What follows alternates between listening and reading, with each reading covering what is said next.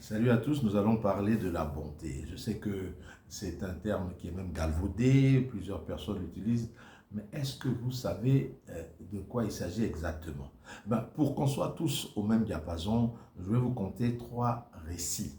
Et au bout de ces trois histoires, j'espère qu'on va s'entendre. Alors, parlons d'abord d'une histoire que beaucoup de gens connaissent, celle qui est mentionnée dans le livre de Luc 10 à partir du verset 25, eh bien, celle du bon samaritain. C'est inspiré de ça. Il y avait donc un homme qui allait à la ville, il allait à Jéricho, il provenait de Jérusalem. Entre-temps, il a été rattrapé par des coupeurs de route qui l'ont détroussé, qui l'ont pillé, qui l'ont battu et qui l'ont laissé pour presque mort au bord de la route. Vint à passer un prêtre. Bon, il a regardé, il s'est dit, bon, je n'ai pas de problème, il est parti. Ensuite, il y a eu un lévite. Bon, donc lui, c'est l'aristocratie religieuse juive de l'époque. Et lui aussi, il est venu, il a passé son chemin. Ensuite, advint un samaritain. Les samaritains, bon, étaient même quelquefois méprisés par les juifs parce qu'on dit qu'ils descendent de la progéniture de Lot qu'il aurait eu avec ses filles après le malheureux incident de Sodome et Gomorrhe. Bon, bref, il passe lui, il prend du vin, du vinaigre, il pense les blessures de ce pauvre air qui gisait sur le chemin. Ensuite, il l'emmène dans une auberge et il paye tout son séjour et les soins. Deuxième récit. Là, nous sommes à Sarepta et le prophète Élie est face à une veuve. Il lui reste, c'est une période de famine, hein, de disette, il n'y a pas de pluie, c'est une grande sécheresse. Et donc, il lui reste un peu de farine et un peu d'huile.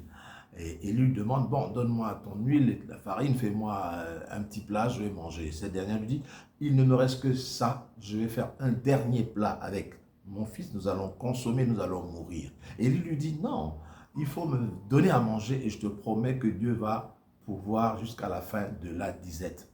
Et la femme, avec beaucoup de foi et de bonté, elle accepte donc de préparer le plat pour Élie. Et ce que Élie avait promis arriva. Donc, jusqu'à la fin de la famine, la femme n'eut plus jamais de problème d'huile et de farine. Elle en avait en quantité, comme dirait l'autre, à gogo.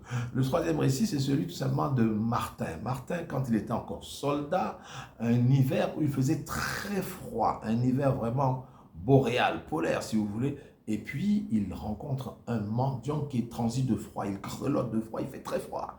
Alors Martin prend son manteau de soldat, il prend son épée, il fend le manteau et il donne ça au mendiant pour se couvrir. Plus tard, dans la nuit, quand Martin va dormir, il va rêver de Jésus-Christ. Il va rêver et voir Jésus-Christ couché avec ce même demi-manteau. Et Jésus-Christ qui dit aux anges, Martin m'a aidé avec ce demi-manteau. Je me suis couvert contre le froid. Donc, qu'il reçoive la dose de bénédiction nécessaire pour lui.